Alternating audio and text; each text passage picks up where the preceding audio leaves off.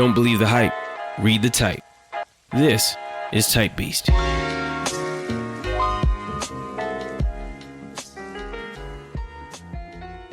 Hey, what's going on, everybody? We bring to you a special episode of TYPBST in light of the death of Kobe Bryant and his daughter, and I believe it was 7 other people. Including the pilot, yes. Yeah. 8 passengers and the pilot. 8 passengers, including the pilot. No, plus the pilot, so 9. Yeah.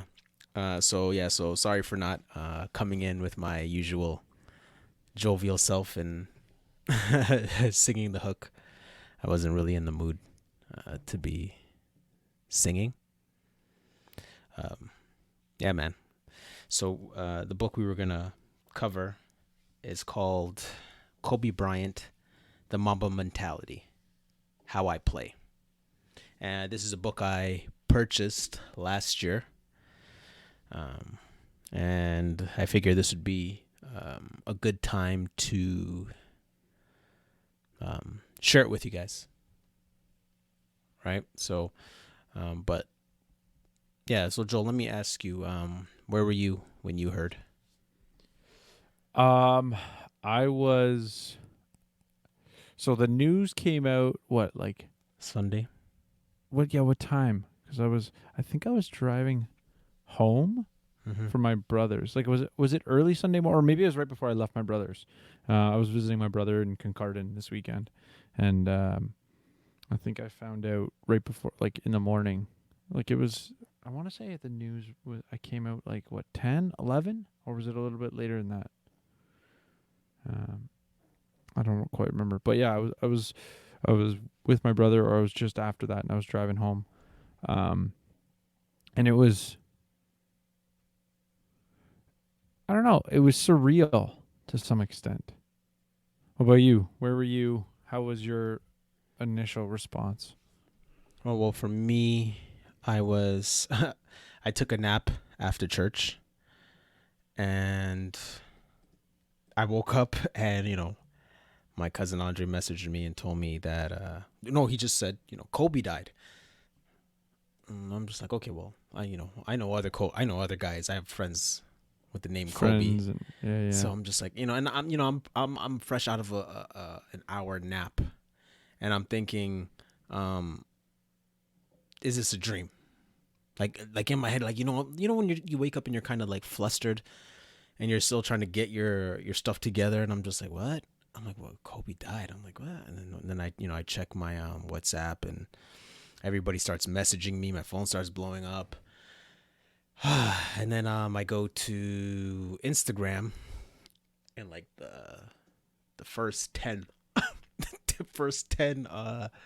posts are RIP, RIP, RIP, RIP, and I'm just like, ugh. I just put my phone down. And I was just like, okay. I just said, all right, man, I gotta get out of here. I gotta go to the gym. Like, that was my first default. My default was just like, yeah, I gotta go to the gym. Gotta go burn off some steam. Oh man, I just had to go to the gym. I had to get out of here. I gotta go and burn off some steam. I gotta go hit something, get on a heavy bag or something, and just it was crazy.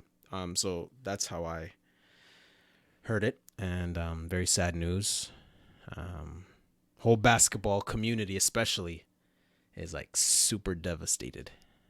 Well, and I don't know if this plays into it at all, but like, so yeah, I realize now.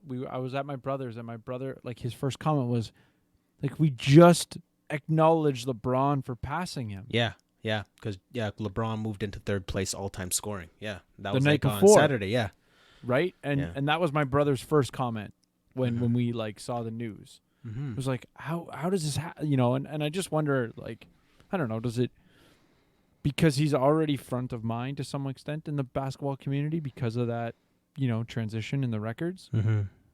Mm-hmm. I don't know. It just kind of makes it more like, circumstances like lining up. It's just peculiar. Yeah, it's I don't know. I know when you say the whole basketball community, it's crazy because I think this is probably, I mean, the first almost athlete, or sorry, what I'm trying to say is I'm contrasting it in my mind with Roy Halladay for the Blue Jays, because for us in Toronto, that's a piece of news that when he passed, similar, different scenario to some extent. He had a plane crash as well, and relatively young. But he wasn't known with the same notoriety across the sport, right? And I'm thinking of it in regards to modern era with regards to technology and the ability for news to spread. So when Roy Halladay passed, the news, I would say, probably sped at the same rate, but it wasn't as big because it wasn't an athlete with as much notoriety and prestige, obviously being third, previously third all time in points. He's obviously in a different echelon of most athletes that play professional sports. And it's just, you think about the Grammys honoring him, the Raptor game. I liked what the Raptors did. It was peculiar, which is what I liked. Both teams ran out the shot clock because it being 24 seconds and his number and everything. That sense of everybody knows it right away and essentially being able to be honored or remembered the night that it happened is intriguing, and I think it almost makes the mourning more intense, because instantaneously videos are coming out today already, tribute videos and different things, or you're already seeing that content, which to some extent intensifies the mourning. Well, that's why I had to stay off of social media for a bit. Yeah, I saw your post. You're like, I'm out. Yeah, man, I couldn't handle it, man. I couldn't handle it. Because you on my social media, it's a lot of basketball stuff, a lot of anything that has to do with basketball, sneaker blogs, basketball trainers, commentators, all that stuff. I follow them all.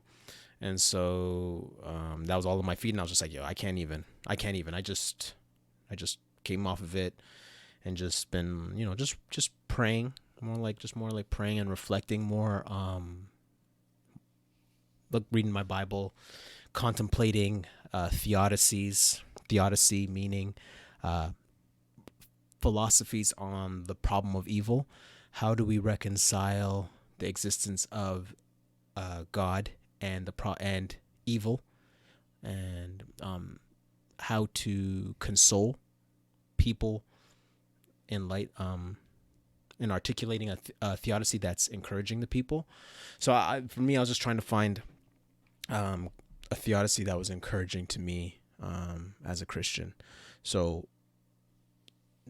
there's a book called How Long, O Lord by D.A. Carson, which is about suffering, and he says in it in counseling people who are grieved as Christians, is not always the wisest thing to give them the right answer, because that's not it's not comforting at that moment. What that person needs is a comfort. So the technical biblical answer to the whole issue is that all things are done to glorify Christ, and that Christ is the ultimate reason for our existence, and that's what all history is leading up to. Now, whether you believe or you don't believe that Christ is worth it, it is what it is. But the other aspect that's I find a little bit less intense and comforting is that, we weren't meant to die. And that's a biblical concept that a lot of people have to that a lot of people recognize, that at face value, that we weren't meant to die, that death is unnatural. Because of sin in the creation, we die. But we all have a yearning to live, and not die. So this is just definitely a shock to see somebody lose their life, and a bunch of people in such a sad way. So just a reminder that, sin is real, and it has corrupted the creation, but there is a hope, and that Christ will redeem his creation, and there will be new heavens and new earth, and death will be defeated. But yeah, life is short too, and that we have to make sure that we express our love to our loved ones, and learn to number our days as the scriptures teach, and get our paperwork ready for the Lord.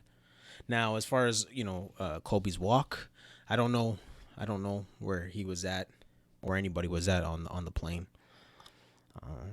Yeah, I mean, I would say you definitely. I would say he seems to have come a long way from his, let's just say his days of cheating on his wife. Yeah. Debacle. It just as a character, right? Like, I mean, you look at the time of his career, the age he was at when that happened. I think it was right before the birth of his first kid. His daughter's 13, many years later. But just, you think of going through the beef with him and Shaq and all that stuff that's so far behind him. But you just see the character being different. To your point, like, I don't know where his walk was at, but I just know he wasn't that young punk kid. Yeah. And the potential of, his walk being vastly different than maybe some of his negative highlights is there's definitely some fruit there that would say at least at a minimum he matured. Did he know the gospel? Did he know the truth? I don't know, man. It sucks that I can't answer that question, but. Mm-hmm. Mm-hmm. Yeah, and that's the reality that Christians got to wrestle with. Whether it's Michael Jackson or whoever. When somebody who a legend, somebody who's famous dies, the ball gets put in the Christian's court again, and we got to start wrestling with, okay, whether the person was saved or not. We don't know, but it's still a reality that hits home for Christians, where we're like in the back of our head. Now, of course, we don't want to be rude and come out in public and declare where the person was at. But in in our hearts, there's a grief where we're kind of like, oh Lord, I pray, I hope, that was the case. Because there's a lot of guys in the NBA who are Christians who don't express it publicly. That's what I've learned. So we'll see. Yeah, not all are Steph Curry and put verses on their sheet. Yeah. But yeah. So. But in light of all that, he's definitely a legend, and he deserves his due respect for his contributions, not just to the basketball community, but I believe to humanity as a whole. And that's probably saying a lot, but this is coming from a guy who has a Kobe tattoo. Uh-oh. Yeah, so repent. I'm just kidding. It's a different podcast. Yeah. So, for those of you guys who don't know, I'm a big basketball guy. I grew up playing a lot, and there's in the basketball community, there's a tagline we use. We say ball is life, and so for me, prior to me becoming a Christian, basketball, ball was life for me. And so, when I was 23, I got a tattoo of a silhouette of Kobe Bryant. And he has it's a bit faded now, but you can still see it. So basically, it's a silhouette of Kobe Bryant, and he's in midair, and he's floating in the air, and he's like making a no-look pass. The reason why he's passing and not shooting is because I wanted to symbolize the giving of a gift. And I want my play and my attitude to symbolize giving and sharing and being a team player. And then there's like angel wings on him, and then there's a halo over his head, which symbolizes basketball as a gift from God to me.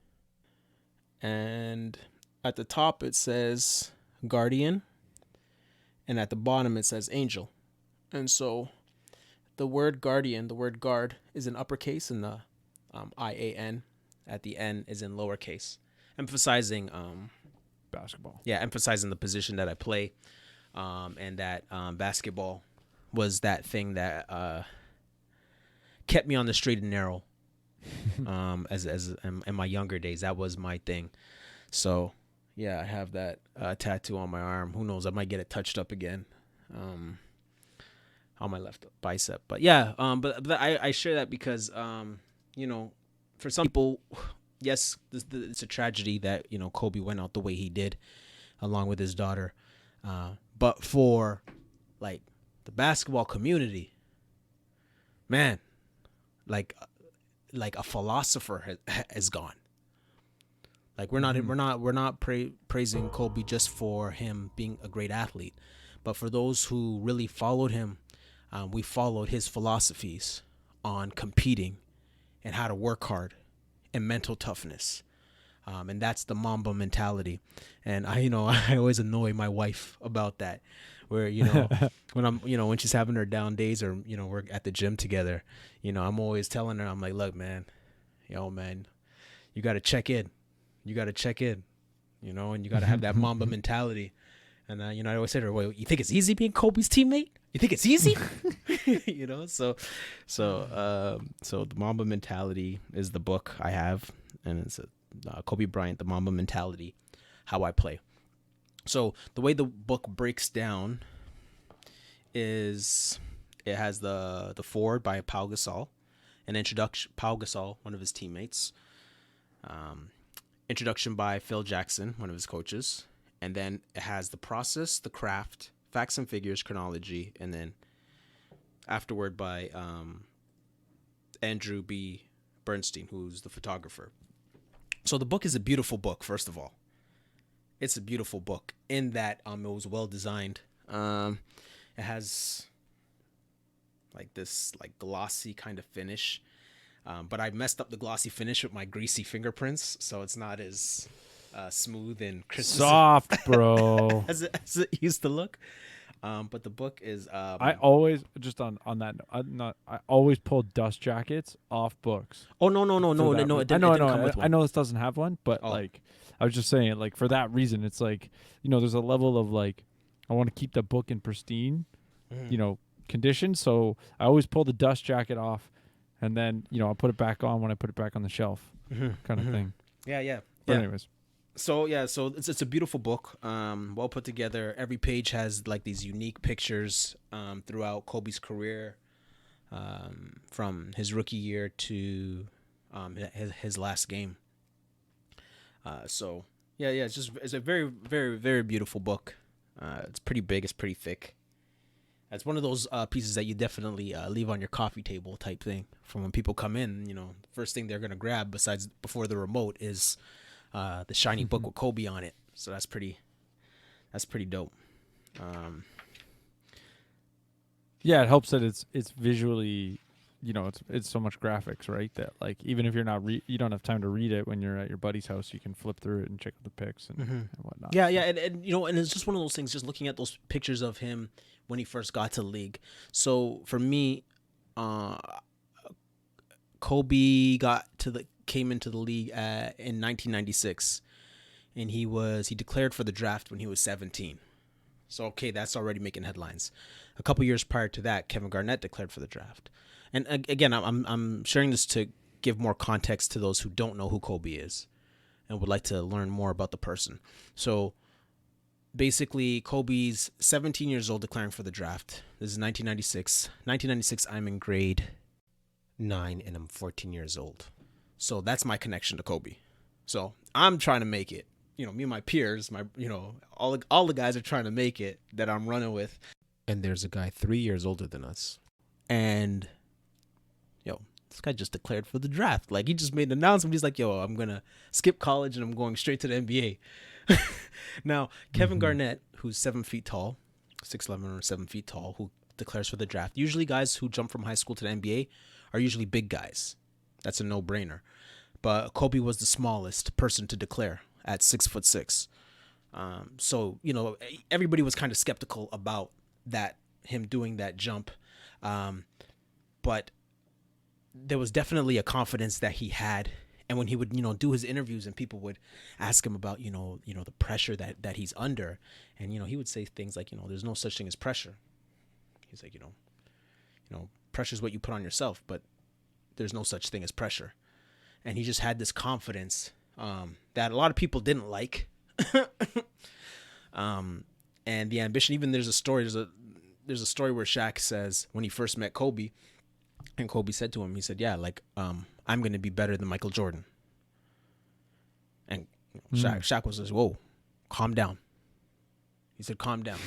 And like in the basketball community, like that's almost like blasphemous to say, you know, you're going to be better than the best. Yeah, than Jordan. You know what I mean? It was just one of those things where, you know, it sounded kind of arrogant, but that's kind of the headspace that Kobe was in.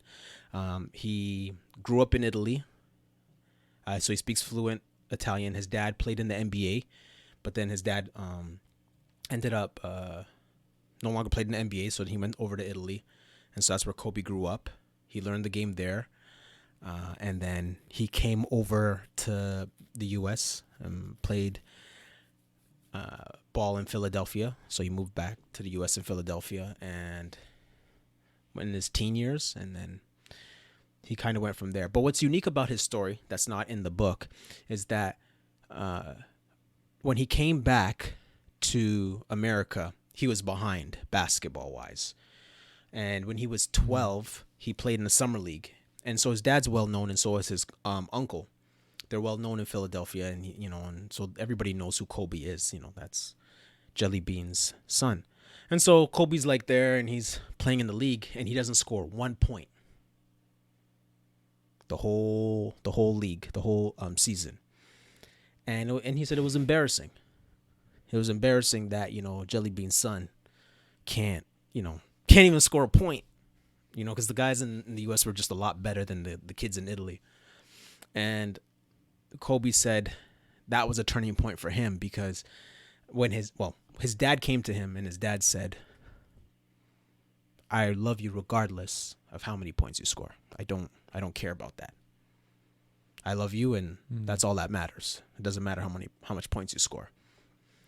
And then Kobe said, it was just a burden lifted off his back. But then he said, F that. I want to get some points. He's like, that's nice. He's like, that's nice. My dad loves me and accepts me. But he's like, this is not happening ever again. And so he started calculating, as a little kid, he started calculating a window for himself to get better, because he knew he wouldn't get better in a year. So he just started calculating that if he worked a certain amount of hours, he'd be able to catch up to the guys that were better than him.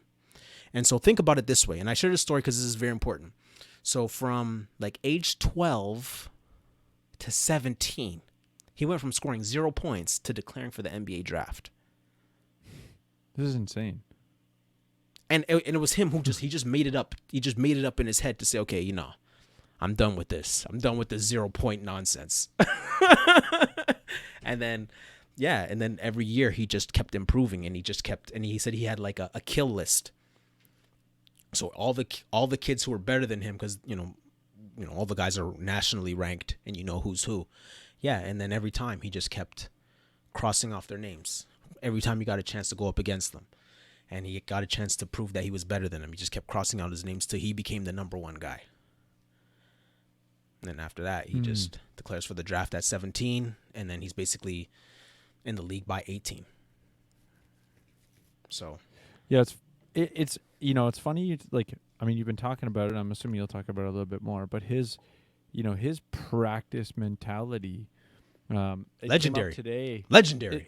It's legendary. But it came up today with Nick Nurse on TSN Overdrive. They asked him about it because in today's game you don't practice the same way. No. Right? I mean, it's in sports in general. This isn't just, the Leafs have, if you look at the Leafs, the scenario with them firing Mike Babcock and replacing their coach is very much some of that passing of the guard in that regard. Mm-hmm. So the new, coach / GM / a number of things is much more about skills practice as opposed to, let's call it the old school way of practicing for hockey. And I presume you have a similar.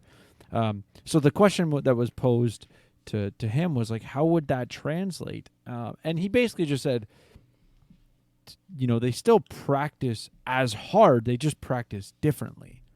And he made the comment that you see a lot less one-on-ones in practice today than you would have historically.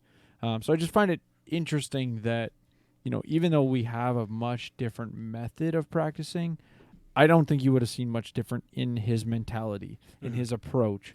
He just would have been practicing in a different manner. Yeah. So this is okay. So I'm going to read to you a section from his book. So this is, a section from his book. My midnight workouts have become a thing of legend. They were always purposeful. They were born from a mix of obsession and real-world responsibilities. I always felt like if I started my day early, I could train more each day. If I started at 11, I'd get in a few hours. Rest for 4 hours, and then get back to the gym around 5 to 7. But if I started at 5 a.m. and went until 7, I could go again from 11 until 2, and then from 6 until 8. By starting earlier, I'd set myself up for an extra workout each day. Over the course of a summer, that's a lot of extra hours in the gym. At the same time, starting early helped me balance basketball and life. When my kids woke up in the morning, I was there and they wouldn't even know I had just finished at the gym. At night, I'd be able to put them to bed, then go work out again during my own time, not theirs. I wasn't willing to sacrifice my game, but I also wasn't willing to sacrifice my family time.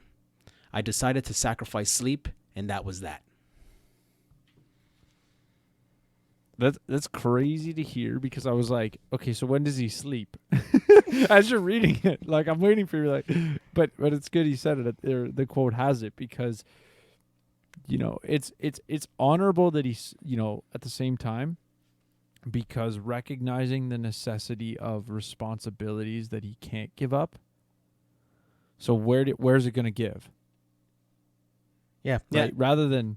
Rather than sacrificing his fatherhood responsibilities and family responsibilities, he's sacrificing his own personal time to do the things he needs to do.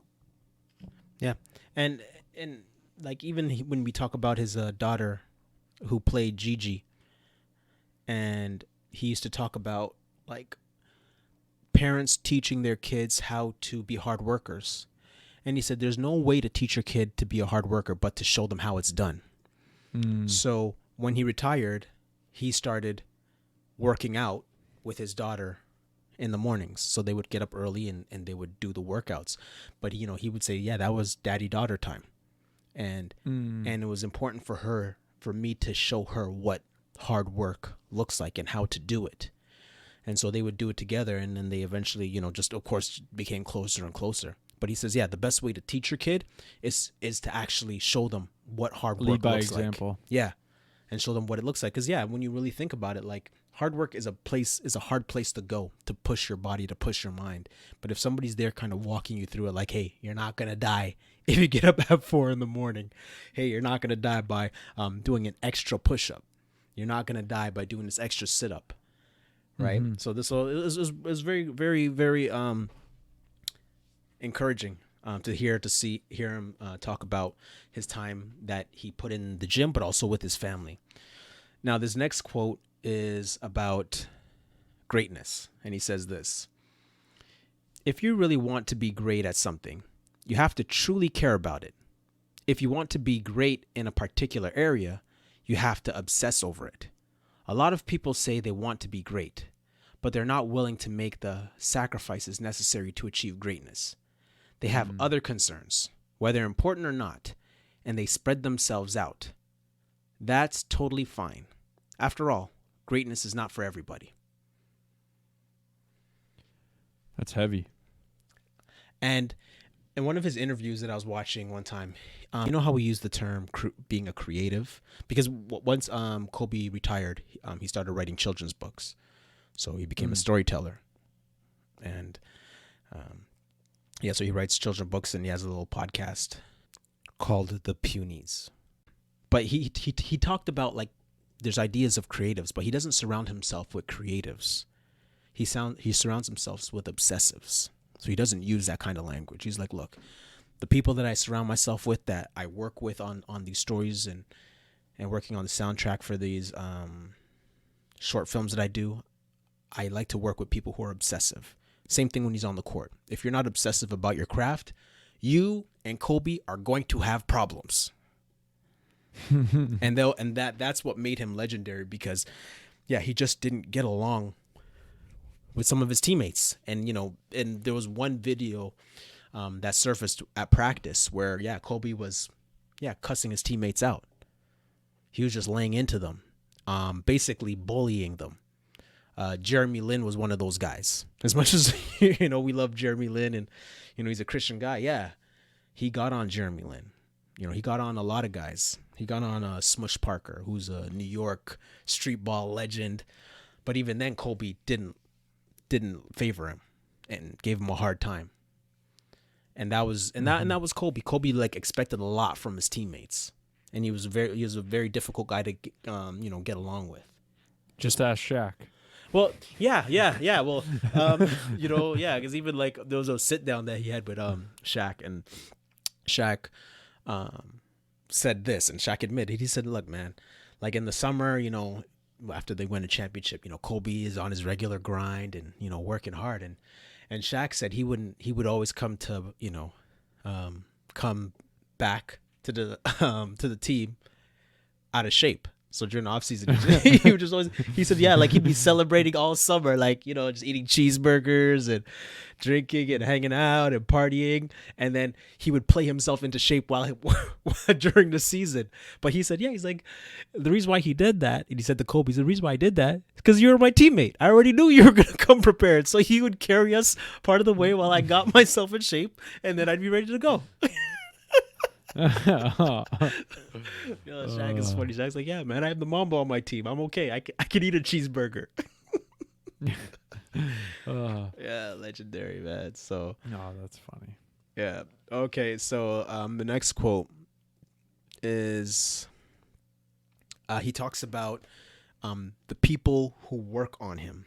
So he talks about his physio person, Judy Cito. And he has a tape guy named Gary Vetti. And so throughout the book, he gives, there's pictures of him with these particular people, and he gives this commentary about them. And he says this about Judy Cito. When I was a rookie, Judy Cito was a young up-and-comer. One time, after a tweaked ankle, she was assigned to me. It immediately became apparent to me that she was as obsessive about training as I was about basketball. And we formed an immediate and unbreakable bond.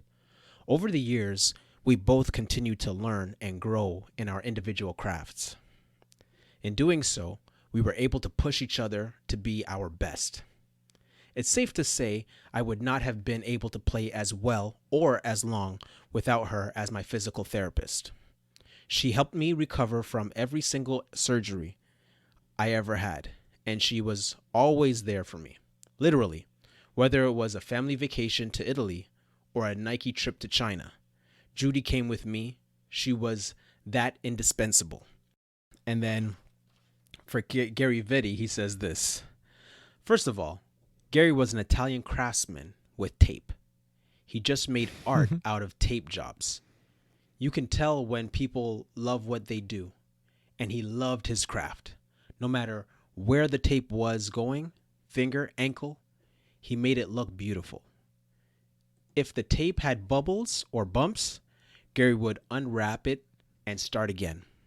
Everything had to be smooth, had to be perfect. He was a master, and I gave him a lot of opportunities to practice. They were obsessive about their own crafts, which made it easy for me to trust them. Once I trusted them, I listened to my body, and it told me they were doing good work. I felt better, stronger, and more prepared when I worked with them. It's funny because, to some extent, he's talking about them being at the top of their class, but it's greatness attracts greatness. is kind of what runs through my head. You know, how much is it, you know, he's because of his character and his persona and the, you know, that he puts forth, that people like that are drawn to him. And in the sense that, you know, they want to work around him. They want to work with him. And he wants to work with them because he sees it in them. And that's just a reflection of the kind of person he is and the way he conducted his business. Right. Okay. Now here's this next section, which is pretty. I don't know. I'll let you put a word to it when I read this. So, okay. So he's talking about his relationship with referees, and he's talking about basically treat them as people. And part of his strategy to winning and playing well was not just also befriending them and being respectful to them and building a rapport, but also studying what they studied. And listen to what he said. I made a point of reading the referee's handbook. One of the rules I gained from it was that each referee has a designated slot where he's supposed to be on the floor. If the ball, for instance, is in place W, referees X, Y, and Z each have an area on the court assigned to them. When they do that, it creates dead zones, areas on the floor where they can't see certain things. I learned where those zones were. I took advantage of them. I would get away with holds, travels, and all sorts of minor violations simply because I took the time to understand the officials' limitations. Reading is fundamental. Oh, that's genius. Just like, so I'll contrast this with, it's totally different, but it's similar. So I was listening to a podcast with Wayne Gretzky recently, and they were talking about, I don't know if he brought it up in a story or they were talking about it after the interview. Basically, when Gretzky was a kid, his dad made him sit down and trace where the puck was during a game. So he would literally sit there with like a shape of a rink picture and just trace where the puck is the whole game. What do you mean trace? Like with a pencil, just wherever the puck was, he would basically go to there on the like picture of a hockey rink. Yeah. Okay. So the puck's in the corner, put the puck in the, you know, draw the puck in the, and then move his pencil wherever the puck went. And you know, it's a similar mentality, but it started to mentally train him as a kid. I don't go where the puck is, I go where the puck is going. And just thinking about the game differently. And so I'm just drawing a parallel to thinking about things differently. And the elite, the great players in the game, just have this uniqueness to the way that they do things, right? Like, so Kobe's reading where the refs or what the refs are going to be doing in order to exploit them, which is amazing. Like, you know, and you know, did it make a difference? You know, is that the reason he's fourth on the all-time scoring list instead of fifth? You know, does that make a difference in the number of championships? Like, you know, probably not. Or probably because he's done it. Well, yeah, but I mean, you know, he's 1,500 points roughly above of Jordan in the all-time scoring list. You know, is that the difference? I don't know. Maybe. But if anything, it's potentially a game here or there, you know, 2 points difference, right? Or even think of it more in the sense of the things he's getting away with, the other team getting frustrated. Yeah. Because how are you getting away with this, right? Think of it like pulling on a guy's jersey for a half second. How he was able to get away with that? You know, knowing this part of the court is where I can get away with that. Yeah, very fascinating. So, yeah.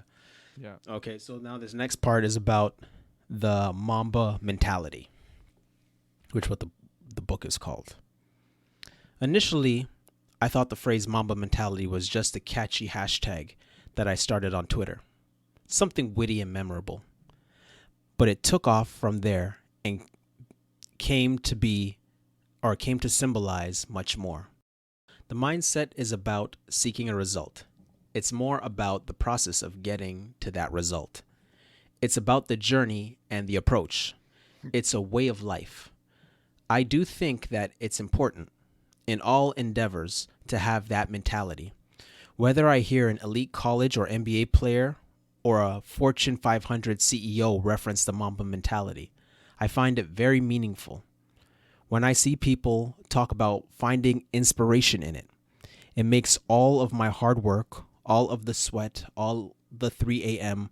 workouts feel worth it. That's why I put together this book. All these pages incorporate lessons, not just lessons on basketball, but also the Mamba mentality.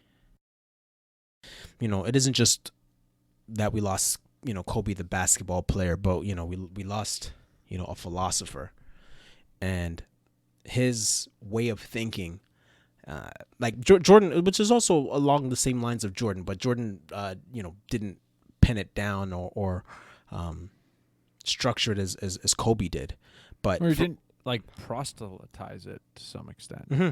Right, but and so that's why you see now, like when Kobe retired, he had the Mamba Academy, and now you have players calling him up, asking him to like, hey, yo, can I work out with you, Kobe? Can you teach me some things? Well, of course, Kobe could teach them now because he's not playing. They're not his competition anymore, and now he's passing on this Mamba mentality, and the skill set that he's passing it on to the newer generation. Kawhi Leonard was working when we before he got here to Toronto, he was working out with Kobe. Giannis won the MVP, working out with Kobe. Kyrie working out with Kobe. And then the list goes on. So which is really dope to see that, Kobe was passing on 20 years of his studiousness onto the next generation. Yeah.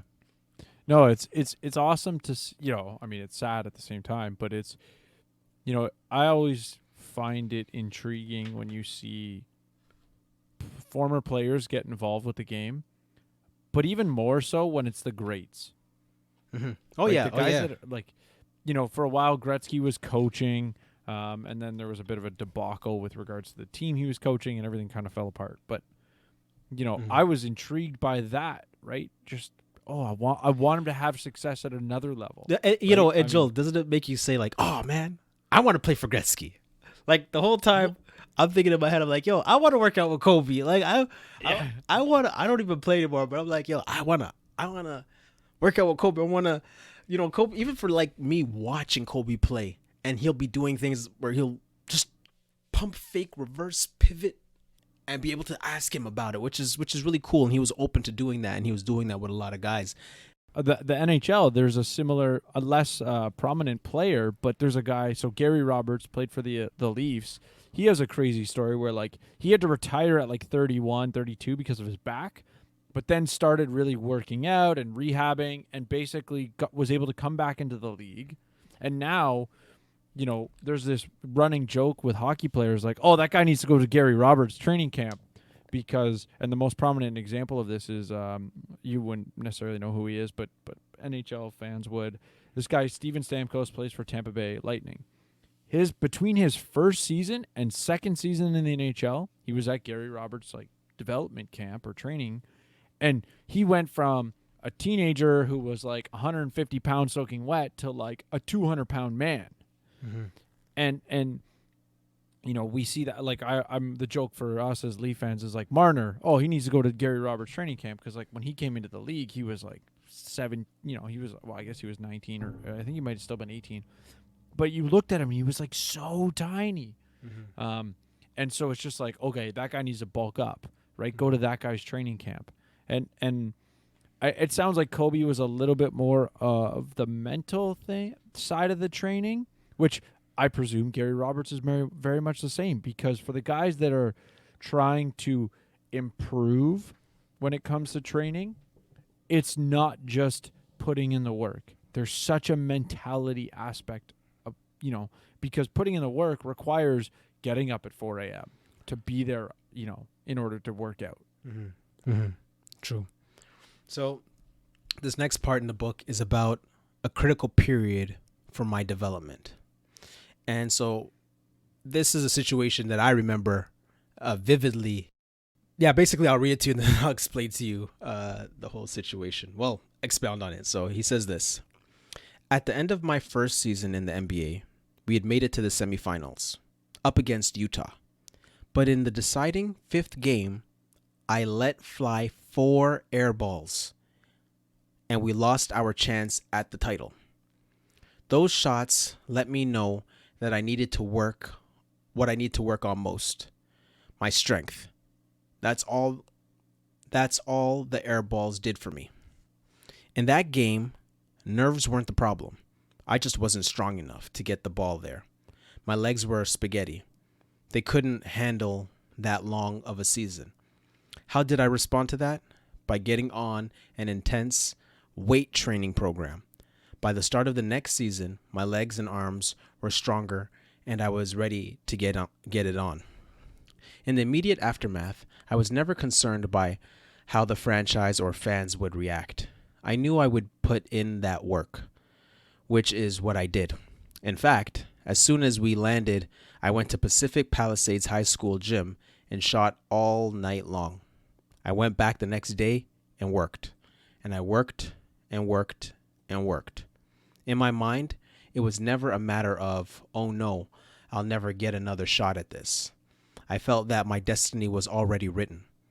I felt I knew that my future was undeniable and no one, not a person or a play, could derail it. Okay, so I was watching that game with my cousin Biggie. Kobe shot 4 air balls from the 3-point line in a Game 5 deciding game. Man, I said to my cousin, I was like, yo, man, this guy's trash. This guy's garbage. This guy shouldn't even be in the NBA. I can't believe this. This guy's so Oh, man, I hate Kobe. I hate him. Man, I was so mad after that game. I was just like, yo, because I was like, yo, I don't shoot 4 air balls. Like, come on, man. Yo, man, this guy, man, he made a mistake coming to the NBA. I remember that day. And then, all right, and of course, then, history unfolds. And now I felt like Kobe was talking about me in this book because I was definitely, actually, a lot of people were very critical of him shooting 4 air balls because you figure if you shoot 3 air balls, the next time you get the ball, you should pass it. Or don't shoot from 3. But he tried it again. And you're like, yo, bro, we're trying to win here. You're like, who is this It wasn't kid? 4 in a row. Yes, it was. 4 in a row. 4 in a row. Air balls. Oh, okay. I when you were I was like, okay, wait. 4 air ball. 4 in a row, man. That just stings. No wonder he and it's okay. I've heard this. I don't know where I heard this line, but it's, if I'm not winning, I'm learning. Mm-hmm. Right? And the idea is that, in essence, you learn the most from your failures. Yeah. And that was the thing, man. And it was, but even like you just look at his approach, like for most people, you shoot 4 air balls in a deciding game, your life is over. Right? Your life is over and it's just downhill. But for him, that wasn't a stumbling block, but a stepping stone. That was a start. Right? And that was a start of his greatness. Yeah, right. But see, this is why, so many hoopers and CEOs of Fortune 500 companies love Kobe because, you look at his life and you look at like the roadblocks that he faced. He always just found a way to overcome. And yes, we talked about, you mentioned his rape case. And what I remember about that, now that's not mentioned in this book, which, conveniently left out. Yeah, but if I could fill in that gap, yes. So he, the way how I saw it through my eyes is that Kobe, when he first came to the league, he had this arrogance about him where he didn't fellowship with his teammates. He always just kind of stayed off to the side, even though he was younger. Even as he became of age and he was allowed to go out, he never went out with them. He never went out to drink with them. He was always carrying himself like he was better than them. And he always had that aura that he was better than other people. Yeah. And then, like he just doesn't get caught up in the stuff they get caught up in. and it's all about being professional and playing basketball. And then the rape case happens. So when the rape case happens, you're just like, well, Kobe's not that kind of guy. He doesn't go out. He doesn't do what those guys do. He's not like them. But the truth is, yeah, he was guilty, not of rape, but of him having sex with outside of his marriage and committing adultery. And he cried on at the press conference and confessed his sin, and all that. And it was just oh man, it was just a blemish. He sponsors were dropping him as they would.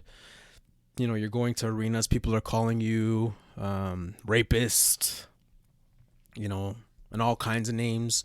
And as he's playing, within the season, he's flying back and forth to Denver for his court cases. Right, so there's just a lot of drama going on. His wife has left him, and he's trying to get his wife back. All this, but his play didn't drop. Yeah, his play, this guy's play did not drop. Well, and you know what? To me, and maybe you think like, I don't know about you, but like in terms of my work, in terms of school. Some of the times that I perform the best is when I'm under the most stress. Mm-hmm. And some people, like, I would say that for school-wise, like I did, even work-wise, like I'm relatively confident. I think if I wasn't confident in myself in the particular scenario, stress would take me in the opposite direction. Mm-hmm. Mm-hmm. And so, you think of in referencing him, I don't, in terms of what you use it, the rape case. Was he guilty of rape? Was, well, they settled out. They settled out.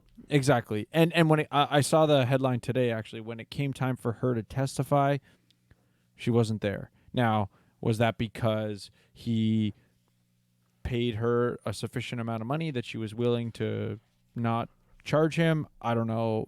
That's messed up. And it, I hope that at the end of the day, it was a situation that went out of control with regards to the legal system. But maybe it was, something that shouldn't have happened, and he crossed a line that he didn't have to go to jail for. But regardless, he was clearly under stress, but still able to perform. Mm-hmm. Regardless of how bad it was or wasn't, that burden, as you've put it, didn't seem to hinder his play. No, he's very good at compartmentalizing, and I think that's a big takeaway, especially for people, just the average everyday people. Like we all have multiple things that we're trying to juggle, and sometimes certain things impact other things, whether it's your home life impacting your school life, impacting your workout and eating life, and so forth, and then impacting your spiritual life.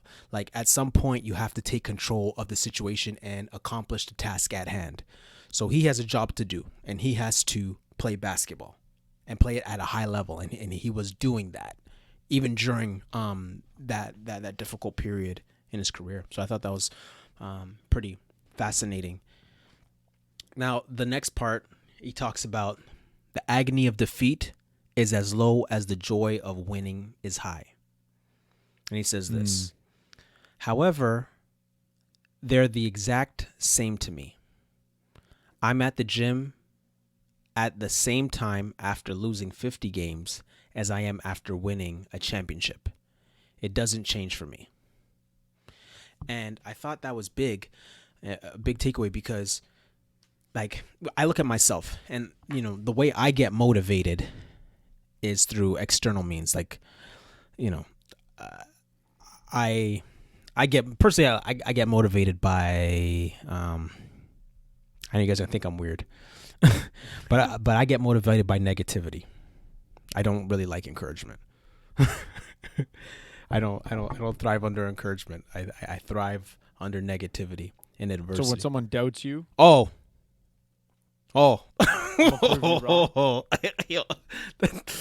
man.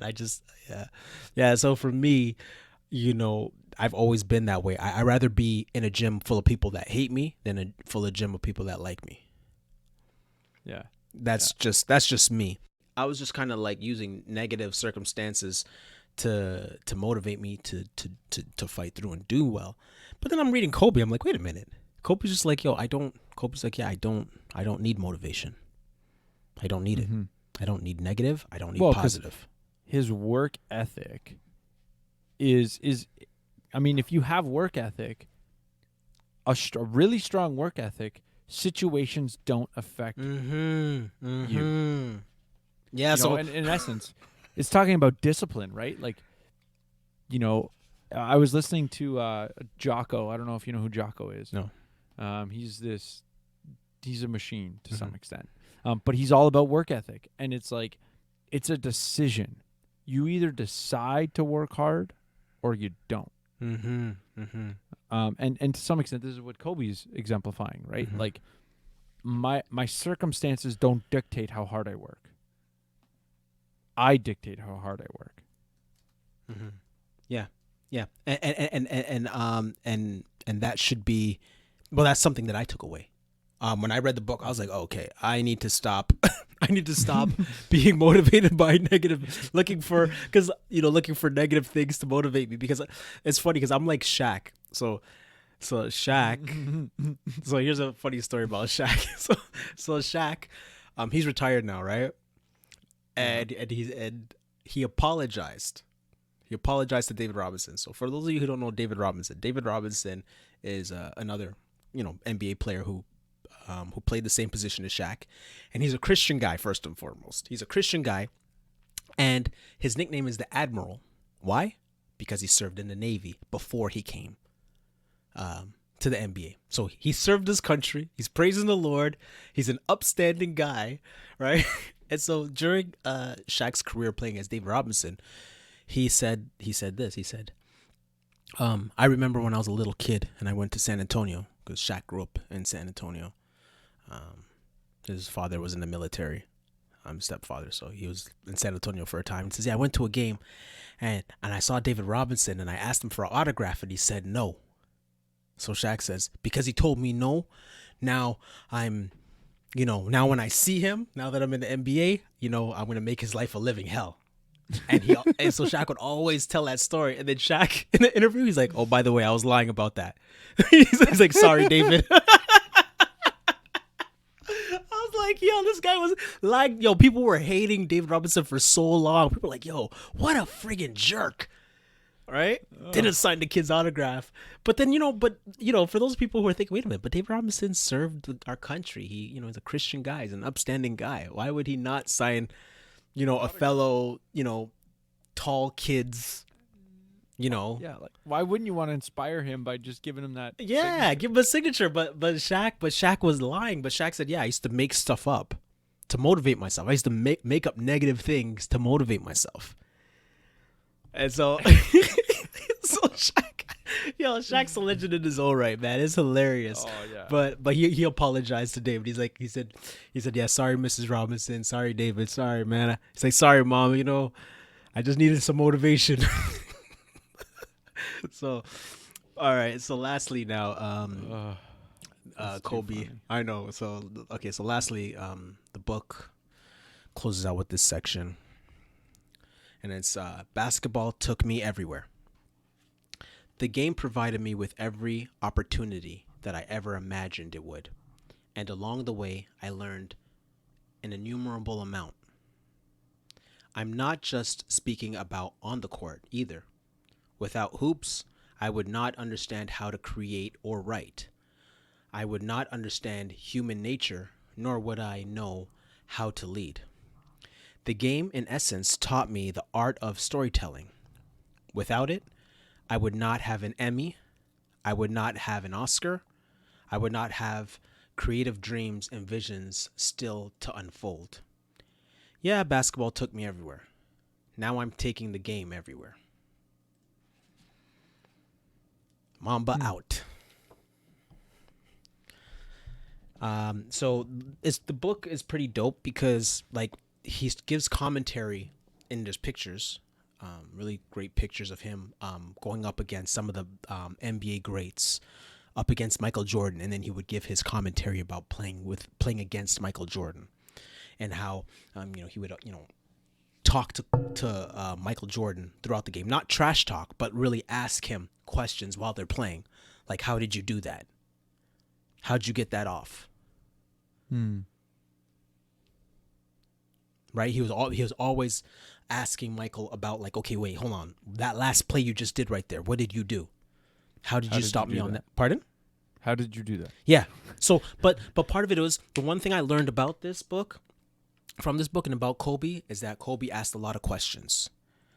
He always asked a lot of questions. And I think and I know in God's providence, he put all those greats around him so he was able to pick their minds. Because yeah, you can be around great guys, but sometimes there's pride where you don't want to ask them for help. You don't want to ask them because you don't, or you're so starstruck. But Kobe was so hungry to be great. He was always, picking the brains of people and calling them up and having them as mentors. So for example, Jerry West. Jerry West is the guy general manager who drafted Kobe in the NBA draft. Now, for those of you who don't know who Jerry West is the guy on the NBA logo. Oh. Okay? That's Jerry West. He's the guy on the NBA logo. And so, when Kobe said when he got picked up for his first workout with the Lakers, he was in the car with Jerry West. And Kobe said, like, I know I probably annoyed him and I probably wasn't going to be drafted by them. I just had to ask him a ton of questions about the games he used to play in and how he was able to do what he did. And same thing with Magic. When he met Magic, he was asking Magic a ton of questions about how he was Magic. Michael Jordan, the same thing. Bill Russell, the same thing. Kareem Abdul-Jabbar, the same thing. And he was always picking their brains to be great. He was just obsessed about it. And that's why those guys were so forthcoming with the information, because he was just hungry to be great and he was always just picking their brains and asking questions. So he was definitely a student of the game, and that's what I think contributed. It wasn't just him being physically gifted, but also just mentally. He was just, as we say, I don't know what term you guys use in hockey, but in the basketball community, we use the term dog. So we say, yo, he got that dog, or this guy's a dog, meaning that like a dog in a dog fight. They just get after it. Right? They're just very they're just aggressive, like that alpha male personality. And I know, today, we're very careful about toxic masculinity. Well, I was gonna say in hockey, it's a different animal, because you've got, like, I would say you've got the term grinder in hockey, which is generally more about a guy who works really, really hard, but he's on the fourth line. And the reason is, like, because in hockey, to some extent, it's much more of a team game, right? So the hard worker is creating space for the talented, skilled guy to make a play. No. And like, I just mean, it doesn't, like, there's a bit of a contrast, but I think, just because to some extent you're talking about a dog, right? Like, in terms of the work, just going hard. Well, not just going hard. That's not what we're talking about. I'm not talking about going hard. I'm talking about the skill and aggressiveness. Going hard and letting you know that, like, I'm remember you follow me on Twitter, and we use the term bully ball. Yeah. Right? So basketball, we use the term bully ball. So being a dog is not just physically imposing your will, but also psychologically imposing your will. Letting everybody know that I'm the man and I'm going to do whatever I want, and there's nothing you guys can do about it. Okay. Yeah, like, it's just an all-out, it's just an all-out bully ball where, he's letting you know, like, yo, you're too little. You need to get your weight up. Right? So it's just a lot to be able to take on somebody like that. And that's why you asked me, like, okay, you asked me about bully ball, and I love bully ball. Right? Huh? For the audience, like, for the audience member, and I'll contextualize my chirp too, because, like, there was a picture. I think you shared this, like, 12-year-old who was like taller than everybody. He was 8. Just he was 8. Oh, Kendrick yeah. Perkins' son. Kendrick Perkins' son. He's yeah, 8. yeah. He's like towering over everybody. He just like goes down the court, like, oh, get out of my way, just like put it in. So my chirp to you was like, oh, that's why you don't like bully ball, because I was like, oh, you were getting pushed around because you were the small guy on the court. Mm-hmm. That was my chirp, because, you know, based on your size now, I presume. Yeah, but you know. but that's why I was trying to correct you. Like the reason, but then I sent you another tweet. I tweeted another tweet, and I said, no, this is why I like bully ball, because it was a clip of Zach Randolph, and DeMarcus Cousins. So DeMarcus Cousins, for you guys who don't know, DeMarcus Cousins is a bully. He's a bully. Yeah. Right? But then Zach Randolph, you know, he says to him, you hear the mic is on the court, and he says to him, he says, hey, where I'm from, my hood, bullies get bullied. Mm-hmm. Bullies get bullied. And then he turned to the ref, he said, yo, where I'm from, bullies get bullied. And the reason why I love bully ball is because, yo, you got to stand up to the bully. Yeah, it's you got to stand up. You know, a battle of the will, or a war of attrition. But this is what's key about the Mamba mentality. So when Kobe would have teammates, he would go after them.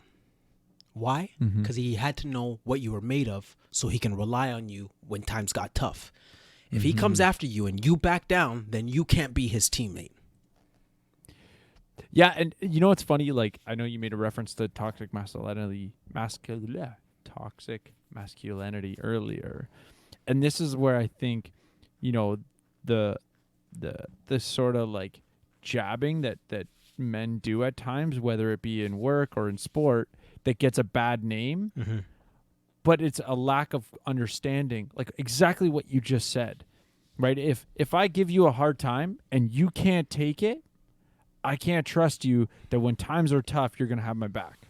Right. Or even like it's still a point where if you stand up, then he won't come after you anymore. And that's what Kobe wanted to see. So Caron Butler, one of his teammates, that he was really close with, he said, yeah, when Caron Butler came to the team, you know, I came at him and he came right back at me. And I said, okay, this is my guy. Right? He came at Jeremy Lin and Jeremy Lin backed down. And he's like, okay, no, I can't roll with Jeremy Lin. Smush Parker came, he backed down. So for me, and that's why I said I enjoy bully ball, because at some point you got to stand up to the bully. You got to stand up to the bully, and that's a life lesson that we can take away. That, you know, bullies only pick on people that are nice and quiet and can't defend themselves. As soon as they say you can defend yourself and you're not going to have none of that nonsense, they back off. And then there's a mutual respect there. We're like, okay, yeah, like I can come at you, but yo, you're not going to come and push me around. Right? So this was the toughness, and this is what a lot of the guys in the basketball community loved about Kobe. And, you know, guys being his teammate learned, and a lot of younger guys who were being mentored by him, they learned Kobe's going to come at you and you can't back down. And this is a life lesson also off the court, that you can't back down and you can't make excuses. So real quick, again, the Mamba mentality and Kobe. And I want to show you guys, the listeners, like how ingrained this Mamba mentality is. Well, for me, in that, like, I was talking with somebody, I'm not going to say their name because of, you know, the Sixth Sense Report. We talk a lot about political stuff and social justice stuff. And the person said to me, aren't you moved by the disenfranchised black people? And the difficulties that they're under. And I said to her, honestly, because of the way I was raised, I don't have a framework for interpreting disenfranchisement. Whether black, white, brown, or yellow, I don't have a framework for that. From a little boy, my daddy taught me that life sucks. And that life is hard, and that you can't expect people to come and save you, or that people owe you anything, and that you got to work and you got to grind and you got to survive. It's all about survival. As a hooper and playing for the coaches I played for, I was raised not to make excuses, to grind and get yours. That's what we did when we hooped. Those were the coaches that I played for. Right? Those were the guys I was surrounded with. There was just no excuses, regardless for anything. No excuses. That was it. Yeah. You just grind. Like to this day, I don't have a framework for excuses. Everyone's gonna have a hardship. Everyone's gonna have, no matter how good people have it, you might have $1 million, but you lose a parent, right? Whatever no matter how good you have it, there's, most people at some point in time are gonna run into something that is easily a reason to, fold up and quit. Right. And also, now that's not to say you win every time. Like there's times where I've lost and I have underperformed, but that's on me. You take your L, you learn from it. You take your loss. For those of you who don't know what an L is, you take your loss, you learn from it, and you build from it. But there isn't a thing. Oh, poor me, poor me, poor me.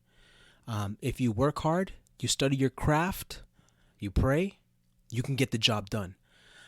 So and I said to her, like, I don't want to be insensitive because I understand not everybody is wired that way. So I'm not going to look down on anybody who thinks differently in those aspects. But I'm just saying, for me personally, I don't have a framework for that because, when we ball, when we hoop, we rise and grind and we work, and that's it. There's no excuses. And that's what I took away from Kobe. So, again, with Kobe passing, it hit me pretty hard because of the many lessons, the life lessons I learned from him. And it's also sad because he was imparting that knowledge just not just in NBA players, but in his daughter and in women's basketball. And I know he was planning on taking women's basketball to the next level and giving it that cosign that women's basketball needed, because women can hoop. Yeah, well, what's crazy? I was watching T-Mac for like 5 minutes, just randomly turned on Sportsnet or TSN today, and T-Mac was like pretty much in tears talking about it, but he was basically saying like his daughter was built like Kobe, like, and so in this in sense of what you were talking about, taking women's basketball to the next level, like he had this prodigy that he could, it wasn't just his name, like his words, he was going to be riding hopefully his daughter's coattails to take the game to the next level. Yeah, and also or using her, right? And Zach Randolph's daughter also played for the his daughter's team. So he was coaching the girls, and actually he was planning to keep those girls. So he wasn't, like at the end of the season, you start off with a new team and you bring in new players. Oh, like depend. Yeah, you might coach the same age group and they move on. And yeah. So he was planning to stay with that age group, and he was teaching them everything. He had them running the Lakers triangle offense, working on their fundamentals. Like he had that. Those were his girls. And I said to myself, I was like, man, if I had a daughter and she was on that team, I'd be like, look, you're not doing anything else. Whatever Kobe says, you do. Follow him. That's it. You know what I mean? So for all those girls who were under his wing, I'm sure their fathers and their mothers were like, look, whatever you do not screw this up. Because just to be a part, to be connected with Kobe, you would just definitely learn the game. So yeah, it's definitely a sad situation that happened. And man, life is short, and all the money in the world can't protect you. Because even I thought to myself, the safest place, one of the safest places you would assume would be with Kobe. And whatever helicopter he would be in would be the most safest thing. And of course, we know that wasn't the case.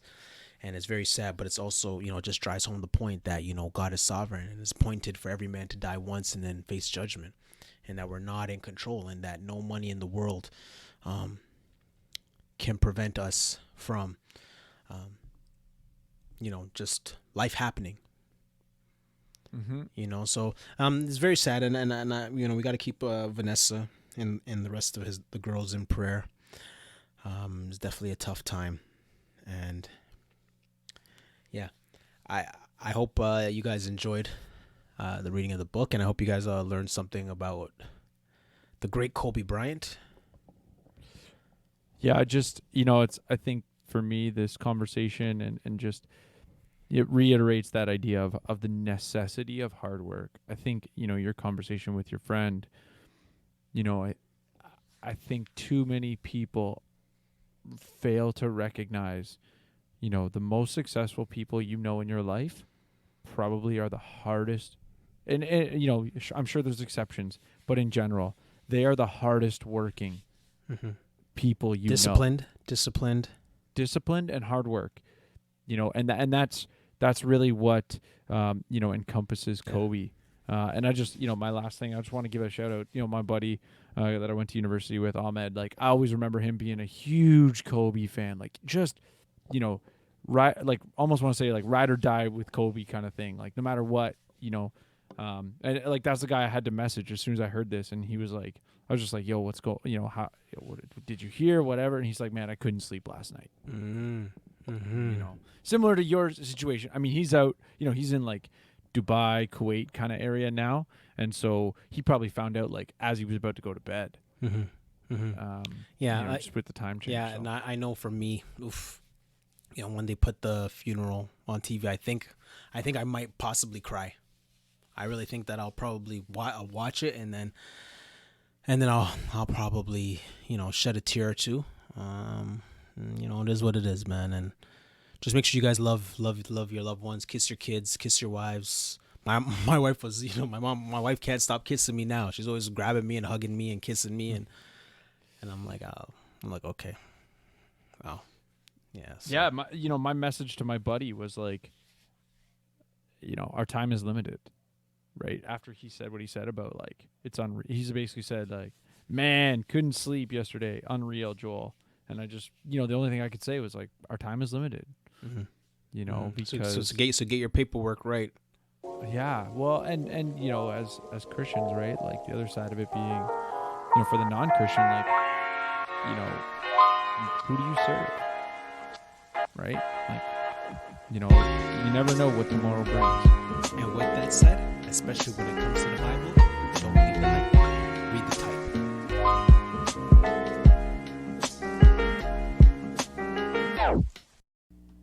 And lastly, our daughters, Natalia, Gianna, and Bianca. I hope that tonight is not, you guys know that, if you do the work, you work hard enough, dreams come true. You know that, we all know that. But hopefully what you get from tonight is the understanding that those times when you get up early and you work hard, those times when you stay up late and you work hard, those times when you don't feel like working, you're too tired, you don't want to push yourself, but you do it anyway. That is actually the dream. That's the dream. It's not the destination, it's the journey.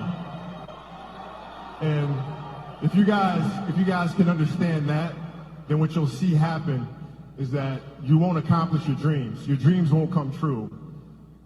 Something greater will. And if you guys can understand that, then I'm doing my job as a father.